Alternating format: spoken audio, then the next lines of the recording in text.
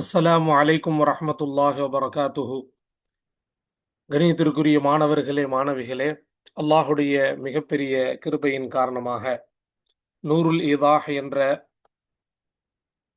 அற்புதமான பிரகாசமான இந்த கிதாபினுடைய முதல் பெரிய தலைப்பாகிய சுத்தம் சுகாதாரம் பற்றிய கிதாபு தஹாரத் என்ற தலைப்பின் கீழ் இதுவரை 24 பாடங்களை நாம் நிறைவு செய்து 25வது பாடத்திற்கு இன்றைக்கு விட்டிருக்கிறோம்.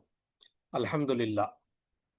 கடந்த 23, 24வது பாடங்களில் நாம் கால் தோலினால் தயாரிக்கப்படக்கூடிய கால் செருப்புகள், அதே போல பேண்டேஜுகள், அதன் மீது மசூல் செய்யக்கூடிய பாடத்தை தெளிவாக பார்த்துவிட்டு இது ஒரு புதிய ஒரு திருப்பு முனைக்கு வந்திருக்கிறோம்.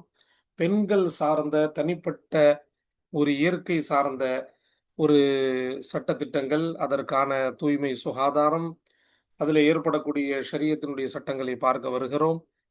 இதில் 3 விஷயங்கள் இந்த பாடத்தில் பேசப்படும். மாதவிடாய், இதற்கு அரபியில் ஹைது என்பதாக சொல்லுவார்கள். ஹாயா பாது ஹைது. ஹைது என்பது மாதவிடாய். பிரசவ தீட்டு, இதற்கு நிஃபாஸ் என்று அரபியில் சொல்லுவார்கள். ஹைது என்பது ஒவ்வொரு மாதமும் வரக்கூடியது. பிரசவ தீட்டு நிஃபாஸ் என்பது குழந்தை பெற்றெடுத்த பிறகு வரக்கூடியது.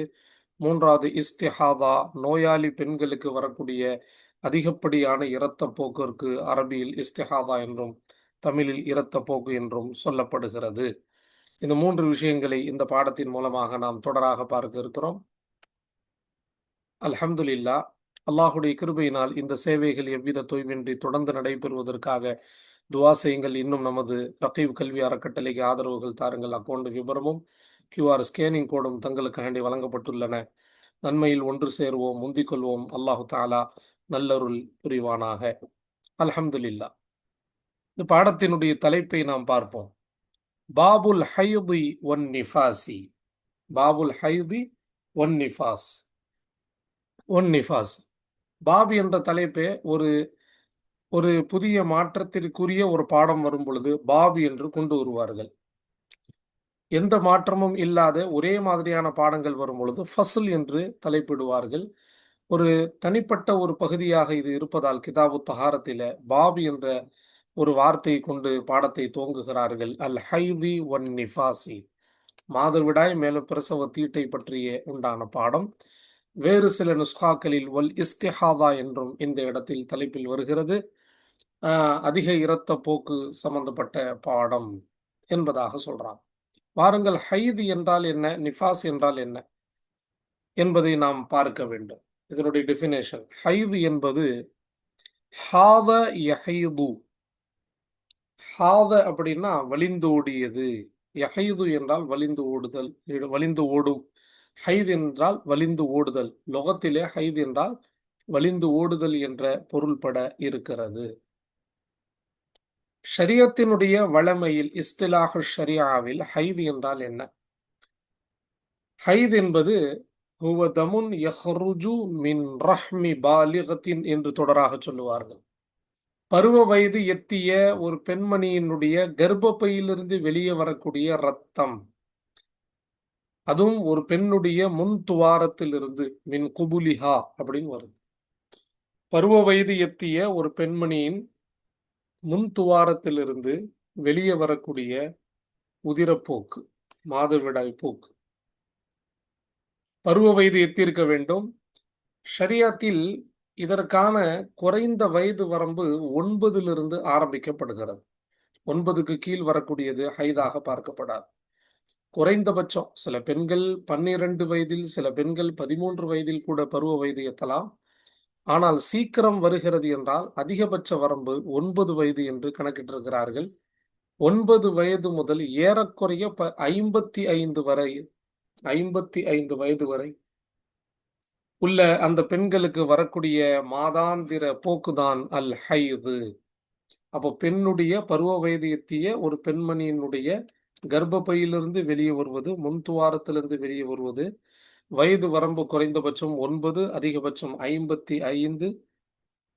இது பெண்களுடைய மாதாந்திர ஹைது. இதனுடைய குறைந்த காலம் என்ன, நடுநிலையான காலம் என்ன, அதிக காலம் என்ன என்பதை கீழே இபாரத்தின் மூலமாக, பாடத்தின் மூலமாக நாம் பார்த்து கொள்ளலாம். அடுத்தபடியாக ஒன் நிஃபாஸ். நிஃபாஸ் என்றால் ஹுவ தமுன் யஹ்ருஜு பஅத விலாதத்தின் நஃப்ஸி. ஒரு உயிர் வெளியே வந்த பிறகு, ஒரு உயிர் அதாவது குழந்தையை பெற்றெடுத்த பிறகு, நஃப்ஸில் தான் நிஃபாஸ் வந்துச்சு. நஃப்ஸ் என்றால் உயிர். ஒரு உயிர் வெளியே, ஒரு மூச்சு கொண்ட ஒரு உயிர் வெளியே வந்த பிறகு வெளியே வரக்கூடிய ரத்தம் தான் இந்த நிஃபாஸாக இருக்கிறது. அதிகபட்சமாக 40 நாட்கள் வரை பெண்களுக்கு இந்த நிஃபாஸ் என்பது வரும். இது பெண்களுடைய இயற்கையில் அல்லாஹ் ஆக்கியிருக்கிறான். இந்த ஹைதும் நிஃபாஸும் பெண்களுக்கென்றே அல்லாஹு தாலா ஏற்படுத்திய ஒரு இயற்கையாக இருக்கிறது.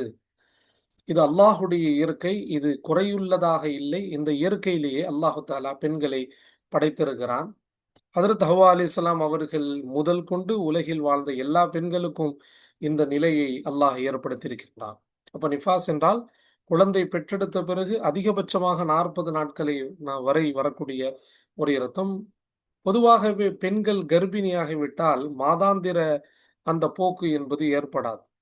அந்த மாதவிடாய் போக்கு தடைப்பட்டு கர்ப்பப்பையினுடைய அந்த வாய் மூடி அந்த இரத்தம் உள்ளுக்குள்ளே சேமிப்பாக இருந்து கடைசியாக குழந்தையெல்லாம் பெற்றெடுத்த பிறகு அந்த மாதாந்திர மாதவிடாய் தேங்கி கிடந்தது ஒரே நேரத்தில் எல்லாமே வெளியே வந்துடும்.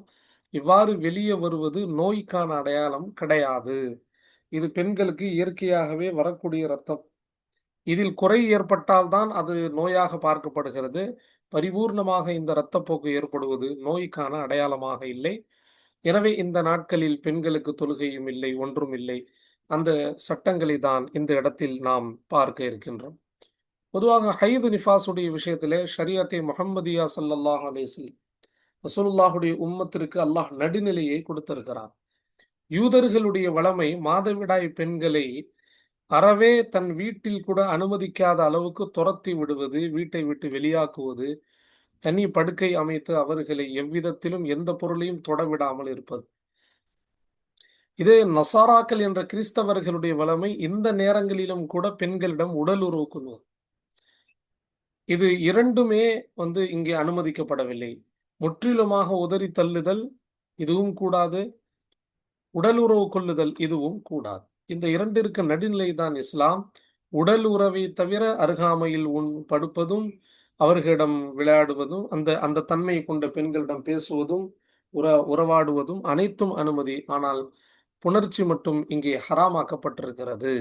நடுநிலையாக இந்த சட்டத்தை இந்த உம்மத்திற்கு கொடுக்கப்பட்டுள்ளது. அல்ஹம்துலில்லாஹ். இப்போது நாம் பாடத்தில் நாம் பார்ப்போம். ஹைது நிஃபாஸ் சார்ந்த பாடம் என்ன? அன்வாஉத்திமா. இதில் இஸ்திஹாதாவுடைய விளக்கம் இன்ஷா அல்லாஹ் தொடராக அடுத்து நாம் பார்ப்போம். அன்வாஉத்திமாஇ, தம்முடைய ஜமா தான் திமா, இரத்தங்களின் வகைகள். இரத்தங்களின் வகைகள் பற்றிய பாடம். எத்தனை வகையான இரத்தங்கள் பெண்களுடைய இயற்கையில் அல்லாஹ் ஆக்கியிருக்கிறான். இது முற்றிலும் பெண்களுக்கான பாடமாகவே இருக்கிறது. யஹ்ருஜு மினல் ஃபர்ஜி ஸலாஸத்து திமாஅ, ஒரு பெண்ணுடைய முன் துவாரத்தில் இருந்து வெளியாகும் 3 விதமான இரத்தங்கள். சலாசத்து முமையஸ் தமீஸ். திமா என்பது கைர முன்சரிஃபாக இருப்பதால் அதில் ஜர்ரி என்பது வராது. சலாசத்து திமாஅ, 3 இரத்தங்கள். சலாசத் என்பது யஹ்ருஜு உடைய ஃபாயில். 3 விதமான இரத்தங்கள் பெண்களுடைய முன் துவார மர்மஸ்தானத்திலிருந்து வெளியே வரும். ஒன்று ஹைத் மாதவிடாய், இரண்டாவது நிஃபாஸ் பிரசவத்தீட்டு, மூன்றாவது இஸ்திஹாதா வரம்பு மீறிய உதிரப்போக்கு. எந்த வரம்பிலும் உட்படாத உதிரப்போக்கு, நோயின் காரணமாக வெளியே வரக்கூடிய உதிரப்போக்கு. ஹைதுக்கும் நிஃபாஸுக்கும் குறிப்பிட்ட காலவரை இருக்கிறது. இஸ்திஹாதாவுக்கு எந்த காலவரையும் இல்லை. எந்த நேரத்தில் வேண்டுமானாலும் பெண்களுக்கு இது வரலாம். அல் அவ்வலு, முதலாவது. ஃபல் ஹைது, எனவே மாதவிடாய் என்பது அப்படின்னா என்ன? அதனுடைய டெஃபினேஷன் இந்த இடத்துல சொல்றாங்க, விளக்கம். தமுன் யன்ஃபுதுஹு ரஹ்மு பாலிகத்தின் லா தாஅ பிஹா வலா ஹப்ல. கவனிக்க பார்க்கிறோம். ஹைது என்பது அது ஒரு ரத்தம். அது வேறு எந்த விஷயமும் கிடையாது. ரத்தமாக இருக்கணும், ரத்தத்தினுடைய கலர் அதில் இருக்கணும். எனவே அது ஒரு ரத்தம். யன்ஃபுதுஹு ரஹ்மு பாலிகத்தின், பருவ வயது எத்திய ஒரு பெண்மணி. பாலிகா, பருவ வயது. அதான் நான் வரம்பு கூறினேன். குறைந்தபட்சம் 9, அதிகபட்சம் 55. அப்ப பருவ வயது எத்திய ஒரு பெண்மணியின் கர்ப்பப்பை. ரஹ்மு, ரஹிம் என்று இருக்கு, ரஹ்மு என்று படிக்கிறோம். பி சுகூனில் ஹா, ஹாவுடைய சுகூனை கொண்டு. பருவ வயது எத்திய ஒரு பெண்மணியினுடைய கர்ப்பப்பை அந்த இரத்தத்தை வெளியாக்குகிறது. அதாவது வெளியாக்குறது, ஃபோர்ஸா வெளியே தள்ளுறது. தஃபா அப்படிங்கிற அர்த்தம் இருக்கு, அதாவது தள்ளுறது. கர்ப்பப்பை வந்து வெளியாக்கும் இந்த ரத்தத்தை. இது வெளியாக்குறது தான் இயற்கை. இவ்வாறு வெளியாக்கியே தீரணும். அந்த இயற்கையோடு தான் பெண்களின் கர்ப்பப்பை அல்லாஹ் அமைத்திருக்கிறான். இது வெளியே வராமல் இருப்பது ஒரு நோய்க்கான அடையாளம். எனவே பருவ வயது எத்திய பெண்மணியினுடைய கர்ப்பப்பை அதை வெளியாக்கும். ஹூடி மர்ஜாதம் என்பது என்கிற ஃபேலுடைய ஃபாயில் ரஹ்மு பாலிகத்தின். சரி, அந்த பெண்மணியினுடைய சிஃபத் என்ன? பாலிகாவுடைய சிஃபத் எங்க சொல்றாங்க? ல த அபிஹா. அந்த பெண்மணியில் எந்த நோயும் இருக்காது. அந்த பெண்மணியில எந்த நோயும் இல்லாத, உடலிலே எந்த நோயும் இல்லாத ஒரு பெண்மணியாக அவள் இருக்க வேண்டும். ஏனென்றால் நோயினால் வரக்கூடிய உதிரப்போக்கு என்பது அது ஹைது என்று சொல்லப்படாது. வல ஹப்ல, கர்ப்பத்தன்மை இருக்கக்கூடாது. கர்ப்பத்தன்மை அவளுடைய வயிற்றில் இருக்கக்கூடாது. அதாவது எந்த குழந்தையும் வயிற்றிலே இல்லாத, அவளிடத்திலே எந்த நோயும் இல்லாத ஒரு பெண்மணியாக இருக்க வேண்டும். அதோடு சொல்லுகிறார்கள், வலம் தபுலு சின்னல் இயாசி. வலம் தபுலு சின்னல் இயாசி. மேலும் அந்த பெண்மணி அடைந்திருக்கவில்லை. இந்த வாவ் ஹாலியாவா வச்சிருக்கலாம். அடையாத நிலையில் எதை? சின்னல் இயாஸ், நிராசையின் வயதை. நிராசையின் வயதுதான் 55 தாண்டிய வயது. நிராசையின் வயதை அவள் தாண்டியிருக்காத நிலையில், தாண்டியிருக்காத நிலையில் அவளுடைய உடம்புல நோயும் இல்லை, எந்த கர்ப்பத்தன்மையும் இல்லை என்றால் அவளுடைய கர்ப்பப்பையிலிருந்து வெளியே வரக்கூடிய இரத்தம் தான் ஹைத். அப்ப இந்த விளக்கங்களை நாம் தெளிவாக பார்க்கலாம். இந்த விளக்கத்தோடு உட்பட்டுதான் ஹைதாக இருக்கிறது. அல்ஹம்துலில்லா, ஹைதுடைய விளக்கத்தை பார்த்து விட்டோம். அடுத்து பாருங்கள், வ அகல்லுல் ஹைதி, மாதவிடாயின் மிக குறைந்த நாட்கள். அகல்லு முதாஃப், ஹைத் முதாஃப் இல்லை, ரெண்டும் சேர்ந்து முபுத்ததா. மாதவிடாயின் குறைந்த நாட்கள் என்ன? சலாசத்து ஐயாமின் பிலயாலிஹா, 3 பகல் அதனுடைய இரவுகளோடு. 3 பகல் அதனுடைய குறைந்தபட்சம். ஒரு பெண்மணியினுடைய ஹைதுடைய காலம், கட்டாயம் வரவேண்டிய காலம் என்றால் 3 நாள் தொடராக 72 மணி நேரம், 3 பகல் 3 இரவு கட்டாயம் அவளுக்கு அந்த ஹைலுடைய தன்மை இருக்க வேண்டும். அதை விட குறைவாக 2 நாள் வர்றது, 2.5 நாள் வர்றது, 1 நாள் வர்றது, அரை நாள் வர்றது, அல்லது கொஞ்சோன்னு அடையாளத்தை பார்ப்பது, இதுவெல்லாம் ஹைதிலே சேரவே சேராது. எனவே பழக்கத்திற்குரிய ஒரு நாள், குறைந்தபட்சம் ஒரு பழக்கத்திற்குரிய ஒரு ஹைது என்றால் குறைந்தபட்சம் 3 நாள் கட்டாயம் இருக்க வேண்டும். சரிங்க. வஅௌசதுஹு ஹம்சத்துன், அதனுடைய நடுநிலையான நாட்கள் 5 ஆகும். நடுநிலையான நாட்கள் 5 ஆகும். 5 நாட்கள் என்பது ஒரு நடுநிலையான ஒரு பெண்மணியினுடைய நாட்கள். வஅக்ஸருஹு, ஆமா, அவுசதுஹு அப்படின்னா இந்த ஹூடி மர்ஜா வந்து ஹைத். அக்ஸருஹு, இந்த ஹூடி மர்ஜா வந்து ஹைத். எல்லா தமீருடைய மர்ஜா ஹைத் தான். அப்போ அந்த ஹைதனுடைய அதிக நாட்கள் ஆஷாரத்துன், 10 ஆகும். அதிக நாட்கள் 10 ஆகும். நடுநிலையான நாட்கள் 5 ஆகும். 10ஐ தாண்டி 11 நாட்கள் வருகிறது. அது என்ன? 10 நாட்கள் வரை ஹைதுடைய நாட்கள். 11வது நாள் ஹைது கிடையாது, அது இஸ்திஹாதா. அது எதுல வந்துடும்? இஸ்திஹாதா, நோயின் காரணமாக வரக்கூடிய அதிக உதிரப்போக்கு. இந்த இஸ்திஹாதா தொழுகையையோ அல்லது குரான் ஓதுவதையோ தடுக்காது. இஸ்திஹாதாவுடைய பெண்கள் கட்டாயமாக தொழ வேண்டும், குரானையும் ஓதிக்கொள்ள வேண்டும். இதற்கும் தொழுகைக்கும் எவ்வித சம்பந்தமும் இல்லை. எனவே அதிகபட்சமான நாட்கள் இந்த ஹனஃபி சட்டப்படி இங்கு தெளிவுபடுத்துகிறார்கள். ஷாஃபியாக்கள் இடத்துல ஹைதனுடைய அதிகபட்ச நாட்கள் 15ஆக கணக்கிடப்படுகிறது. அல்ஹம்துலில்லா, ஹைதுடைய குறைந்த நடுநிலையான அதிக நாட்களை பார்த்து விட்ட பிறகு இரண்டாவது அஸ்ஸானி, பெண்களுக்கே சொந்தமான 3 ரத்தங்களில் முதலாவது ஹைதை படித்துவிட்டு அடுத்து நிஃபாஸ் என்ற இந்த பாடத்திற்கு நாம் இங்கே வந்திருக்கிறோம். ஒன் நிஃபாசு, நிஃபாஸ் என்பது என்ன? இதற்கான அர்த்தத்தை நான் ஆரம்பத்தில் சொல்லிவிட்டேன். ஹுவத்தமுல் ஹாரிஜு அக்பல் விலாததி, ஹுவ அதுவாகிறது, அத்தமுல் ஹாரிஜு வெளியேறக்கூடிய ரத்தம், மௌசூப் சிஃபத், அதுதான் வெளியேறக்கூடிய ரத்தமாகும். அக்பல் விலாததி குழந்தையை பெற்றெடுத்த பிறகு. குழந்தை பெற்றெடுத்தவுடன் ஒரு பெண்மணி நிஃபாசுக்குரியவளாக ஆகிவிடுகிறாள். அவள் மீது தொழுகையும் குரான் ஓதுதலும் தடை செய்யப்பட்டிருக்கிறது, ஹைதை போல. அப்போ எப்போ அது வெளியாகும்? குழந்தை விலாதத் என்றால் விலாதத்துன் நஃப்ஸ், ஒரு உயிரை பெற்றெடுத்த பிறகு வெளியே வரக்கூடிய இரத்தமாகும். மௌசூசிபத், இந்த இரத்தத்திற்கு பேர் தான் நிஃபாஸாக இருக்கிறது. இதையும் அல்லாஹ் பெண்களுடைய இயற்கையில் ஒன்றாக அல்லாஹ் ஆக்கி வைத்திருக்கிறார். அல்ஹம்துலில்லாஹ். சரி, அதே நிஃபாஸினுடைய அடுத்த விளக்கத்தை பார்ப்போம். அதனுடைய டெஃபினேஷன் சொல்லிட்டாங்க, தாரீஃப் சொல்லிட்டாங்க. அடுத்து அதனுடைய அதிக குறைவு நாட்களை விளக்குறாங்க. வ அக்ஸருஹு அர்பஊன யௌமன் வலா ஹத்த லி அகல்லிஹி. மேலும் அதனுடைய அதிக நாட்கள் அர்பஊன யௌமா, 40 நாட்கள் ஆகும். ஹூடி மர்ஜா நிஃபாஸ். நிஃபாஸினுடைய அதிக நாட்கள் எவ்வளோ? அர்பஊன யௌமன், 40 நாட்கள் ஆகும். 40 நாட்களை தாண்டி 41வது நாளில் வரக்கூடிய ரத்தம் இருக்கிறது, அது நிஃபாசு கிடையாது, இஸ்திஹாதா, நோயினால் வரக்கூடிய அதிக உதிரப்போக்கு. எனவே இந்த பெண்மணிக்கு அதிகபட்சமாக 40 நாட்கள் தொழுகை தடை செய்யப்பட்டிருக்கிறது. தொழுகை இல்லாமல் அவள் இருப்பாள். வல ஹத்தலி அகல்லிஹி, ஹீவுடி மர்ஜா நிஃபாஸ். அந்த நிஃபாஸினுடைய குறைந்த காலத்திற்கு எல்லையே இல்லை, எந்த எல்லையும் இல்லை. குறைந்த நாட்களுக்கு எந்த எல்லையும் இல்லை. அதிகபட்சத்துக்கு 40 நாள், குறைந்தது என்னங்கிறது சொல்ல முடியாது. ஒரு நாளாகவும் இருக்கலாம், 2 நாளாகவும் இருக்கலாம், 3 நாட்களாக இருக்கலாம், எத்தனை நாட்கள் வேண்டுமானாலும் இருக்கலாம். பெண்களுடைய உடல் அமைப்பு, உடல் வாகு, கால சூழ்நிலை, இடத்தின் சூழ்நிலையை பொறுத்து இருக்கும். ஆனால் அதிகம் ஷரியத்தில் எப்படி ஹைதுடைய அதிக நாட்கள் 10 நாட்களோ, நிஃபாஸினுடைய அதிக நாட்கள் 40ஆக இருக்கிறது.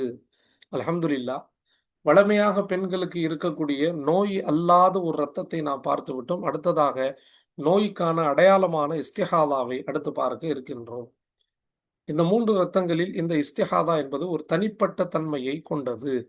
வல் இஸ்திஹாதா, இஸ்திஹாதா எங்கிருந்து வருது? இதுவும் ஹைது என்ற மூலச் சொல்லிலிருந்து வந்ததுதான். இஸ்தஹாத யஸ்தஹீது இஸ்திஹாதத்தன், இஸ்திஃபாலுடைய அமைப்புல இருக்கு. அப்போ இது தெளிவாக அர்த்தம் வைக்கிறதாக இருந்தா அதிக இரத்தப்போக்கு தேடுதல் அப்படின்னு சொல்லலாம். இரத்தப்போக்கை தேடுதல் அப்படின்னு, அதாவது உடலுடைய அமைப்பு அதிக இரத்தப்போக்கை தேடுகிறது, தேடுதல். வளமையான இரத்தப்போக்கு இல்லை, வளமைக்கு மாற்றமாக அதிக இரத்தப்போக்கு, நோயினால வெளியே வரக்கூடியது. இஸ்திஹாலாவுக்கு விளக்கம் என்ன? தமுன், அது ஒரு ரத்தமாகும், அதுவும் ரத்தம் தான், ரத்த வகை தான். நகஸ அன் சலாசதி ஐயாமின் அவு ஜாத அலா அஷரத்தின் ஃபில் ஹைதி, அது குறைந்து விட்டது. தமுனுடைய சிஃபத், அந்த ரத்தம் குறைந்து விட்டது. அன் சலாசதி ஐயாமின், 3 நாட்களை விட குறைந்து விட்டது. 3 நாட்களை விட குறைந்து விட்ட ரத்தமாகும். அதாவது அதான் நான் சொன்னேன்ல, 3 இல்ல, 3ல இருந்து 10 வரை ஹைத். 3 இல்லாம குறைவான நாட்கள் தான் வருது, 1 நாள் 2 நாள் தான் வருது அப்படின்னா இது எல்லாமே இஸ்திஹாதா தான். அது ஹைதாக சேர்க்கப்படாது.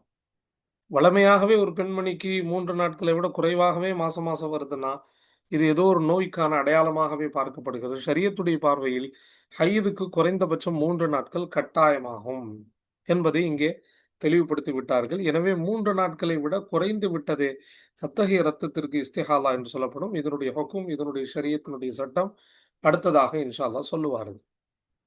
அவு ஜாத அலா அஷரத்தின் ஃபில் ஹைதி, ஹைதுடைய காலத்திலே 10 நாட்களை விட அதிகமானது. அந்த எப்படிப்பட்ட ரத்தம்? 10 நாட்களை விட அதிகமானது. இப்போ இவளுடைய பழக்கம் என்னங்கிறது தெரியல. சில மாசம் 8 நாள், சில மாசம் 9 நாள், பழக்கமே இல்லாம சில பெண்களுக்கு 5 நாளும் வரும், 6 நாளும் வரும், 8 நாளும் வரும். இப்போ இந்த விஷயத்துல நம்ம ரொம்ப கவனமா இருக்கணும். ஒரு பெண்மணிக்கு ஒவ்வொரு மாதமும் 7 நாட்கள் தொடராகவே வருகிறது. தொடர்ந்து 7 நாள், தொடர்ந்து 7 நாள். ஆனால் ஒரு மாதத்தில் மட்டும் 7ஐ விட அதிகமான நாட்கள் வருகிறது என்றால் அந்த 7 தான் அவளுடைய ஹைதுடைய நாள். 7ஐ விட அதிகமானது இஸ்திஹாலாவுடைய நாளாக கருதப்படும். ஆனால் பழக்கம் தெரியல. இன்றைய காலத்து பெண்களுக்கு இது ஒரு பிரச்சனை இருக்கு. அதாவது பழக்கம் என்பது இருக்காது. ஒரு மாதம் 3, ஒரு மாதம் 5, ஒரு மாதம் 6 என்பதாக மாறி மாறி வரக்கூடியவர்களுக்கு ஷரியத்துடைய சட்டம் அதிகபட்சமாக 10 நாட்கள் உங்களுடைய காலவரை. அதுக்கு மேல வரக்கூடியது எல்லாமே இஸ்திஹாலாவாக இருக்கிறது. அவு ஜாத அலா அஷரத்தின், அல்லது 10 நாட்களை விட அதிகமாக அந்த ரத்தம் வந்தது. ஃபில் ஹைதி, ஹைதுடைய ரத்தத்திலே 10ஐ விட அதிகமாக. வஅல அர்பஈன ஃபின் நிஃபாசி, நிஃபாஸ் பிரசவ தீட்டினுடைய பாடத்திலே அலா அர்பஈன ஐ ஜாத அலா அர்பஈன, ஜாதவின் மீது அத்ஃப், 40 நாட்களை விட அதிகமாக வருகிறது. எதுல? நிஃபாஸிலே, பிரசவ தீட்டிலே 40ஐ விட அதிகமாக வரக்கூடிய உதிரப்போக்கு என்பது இஸ்திஹாலா. ஹைலும் நிஃபாஸும் தொழுகையை தடுப்பது போல இஸ்திஹாலா என்பது தொழுகையை தடுக்காது.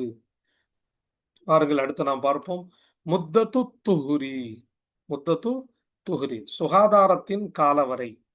சுகாதாரத்தின் ஹைத் அல்லாத, ஒவ்வொரு மாதமும் ஹைத் அல்லாத காலங்களுக்கு துஹுர், முத்தத்து துஹுர் என்பதாக சொல்லப்படும்.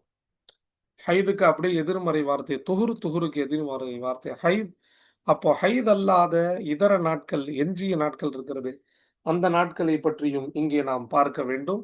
அது என்ன, அதனுடைய காலவரை என்ன என்பதாக இங்கு பார்க்க கடமைப்பட்டது. وأقل الطهر الفاصل بين الحيضتين 15 يوما அப்படின்னு சொல்றான். அத்துஹுருல் ஃபாசில், பிரிக்கக்கூடிய சுத்தம். ஃபாசில் என்றால் பிரித்து காட்டக்கூடிய சுத்தம், சுத்தமான நாட்களின் குறைவானது. அத்துஹுருல் ஃபாசில் என்பது மௌசூ சிஃபத்து, முதாஃபிலை, அகல் என்பது முதாஃப். என்ன பிரிக்கக்கூடியது? பைனல் ஹைதத்தைனி, 2 ஹைதுக்கு மத்தியிலே பிரிக்கக்கூடிய சுகாதாரத்தின் குறைந்த நாட்கள், சுத்தத்தின் குறைந்த நாட்கள் என்ன? அதாவது போன ஹைது அடுத்த மாதத்தினுடைய ஹைது, 2க்கு மத்தியிலே இருக்கக்கூடிய ஹைது அல்லாத சுத்த நாட்களுடைய குறைந்த நாள் என்ன? குறைஞ்சபட்சம் இத்தனை நாட்கள் ஒரு பெண்மணி சுத்தமா இருக்கணும், தொழுவணும், குரான் ஓதணும் அப்படின்னு வரை இருக்குமே, அது என்ன அப்படின்னா 15 யௌமன், 15 நாட்கள் ஆகும். அகல்லுடைய ஹபர் தான் 15 யௌம். முமையஸ் தமீஸ், அதாவது கட்டாயம் குறைந்தபட்சம் ஒவ்வொரு மாதமும் ஒரு பெண்மணி 15 நாட்கள் அவள் தாகிராக இருந்தே ஆகணும். 15 நாட்கள் கட்டாயமாக அவள் தொழுதே ஆகணும், நோன்பு வைத்தே ஆகணும். என்ன, அதை விட குறைந்த, உதாரணமாக 13 நாட்கள், 14 நாட்கள் என்பது கிடையவே கிடையாது. குறைந்தபட்சம் ஒரு பெண்மணியினுடைய சுத்த நாட்கள் 15 நாள் இருந்தே ஆகணும்.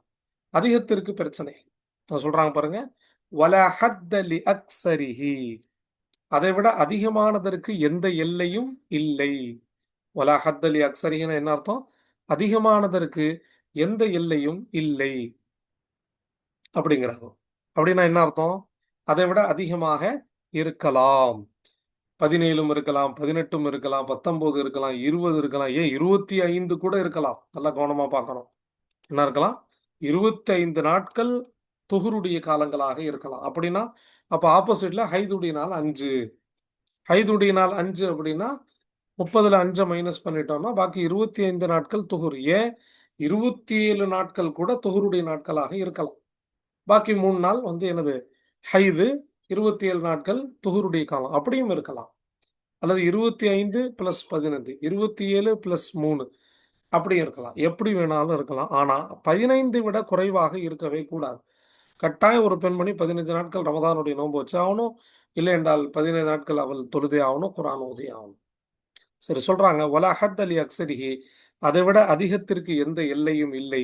இல்லா லிமன் பலகத் முஸ்தஹாதத்தன், ஆனால் யார் இஸ்திஹாலாவான நிலையில் பாலிகானாலோ, வயதை எத்தினாலோ, பருவ வயது, முஸ்தஹாலத்தன் அதாவது இஸ்திஹாலாவுடைய அந்த இரத்த போக்கோடு, அதாவது வளமைக்கு மாற்றமான அதிக உதிர போக்கூடிய நிலையிலேயே ஒருவள் பாலிகாகிறாள் அப்படின்னா அவளை தவிர அவளுக்கு வேண்டுமானால் ஒரு குறிப்பிட்ட அதிக நாட்களுக்கு ஒரு எல்லை நியமிக்கலாம் என்பதாக சொல்றான்.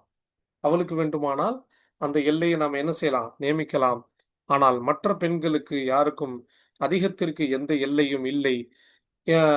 அதிகம் என்பது நான் சொன்ன மாதிரி 16ல ஆரம்பிச்சு 27 நாட்கள் வரை இருக்கலாம். 27 நாட்கள் வரை என்ன இருக்கலாம்? ஒரு பெண்மணிக்கு துஹுருடைய சுகாதாரத்தினுடைய நாட்களாக பார்க்கப்படலாம் என்பதை இந்த இடத்தில் நமக்கு தெளிவுபடுத்துகிறார்கள். அப்போ இதுவரை நாம ஹைத பார்த்தோம், அதனுடைய விளக்கத்தை பார்த்தோம். நிஃபாஸ் அதனுடைய விளக்கத்தை பார்த்தோம். அதே போல மற்ற அதிக உதிரப்போக்கு என்ற அடிப்படையில் இஸ்திஹாதாவை பத்தி நாம பார்த்தோம். அடுத்ததாக ஒரு தலைப்பு பார்க்கிறோம். மா யஹ்ருமு பில் ஹைதி வன் நிஃபாசி. ஹைது மேலும் நிஃபாஸை கொண்டு ஹராமாகக்கூடிய விஷயங்கள் என்ன?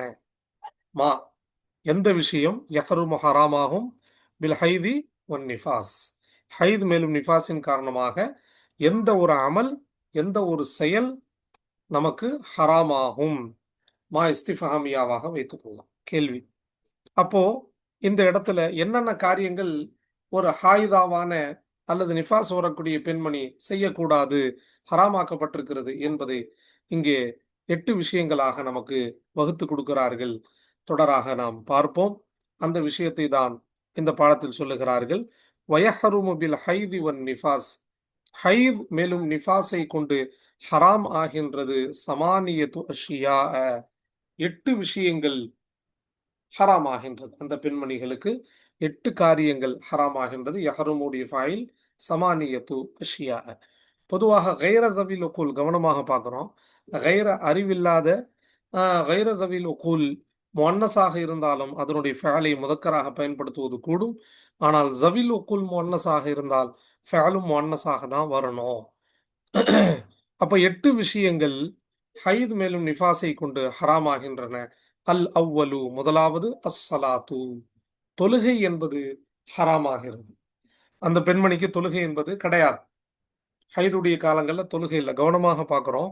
தொழுகை இல்லாவிட்டாலும் அந்த நாட்களில் தொழுகையின் பழக்கம் பெண்களை விட்டு போகாமல் இருக்க, தொழுகையின் நேரங்களில் முசல்லாவை விரித்து அமர்ந்து அந்த தொழுகையை தவிர்த்து, குரானை தவிர்த்து மற்ற இபாதாத்துகள், ஜிக்ருகள், இஸ்திஃபார்கள், துஆக்கள் என்று சில நிமிடங்கள் தொழுகையினுடைய நேரம் அளவுக்கு அந்த தொழுகையை போல பாவனை செய்து கொண்டு அவள் இருக்க வேண்டும். இல்லை என்றால் தொழுகையின் பழக்கமே பெண்களை விட்டு போயிடும். வஸ்ஸௌமு அஸ்ஸானி, இரண்டாவது நோன்பு. ரமதானுடைய நோன்பும் கிடையாது, நஃபில் நோன்பும் கிடையாது, வாஜிபும் கிடையாது. எந்த நோன்பும் இந்த ஹைது நிஃபாசுடைய காலங்களில் கிடையாது, வைக்கக்கூடாது. ஆனால் நோம்பாளியாக அவள் பாவித்துக் கொள்வாள். நோன்பு வைக்க மாட்டாள், நோம்பாளியாக பாவித்துக் கொள்வாள். மூன்றாவது விஷயத்தை இங்கிருந்து குறிப்பிடுகிறார்கள். இன்ஷா அல்லாஹ் நாம் அடுத்த பதிவுகளில் மூன்றாவது விஷயத்திலிருந்து தொடர்ந்து வருவோம்.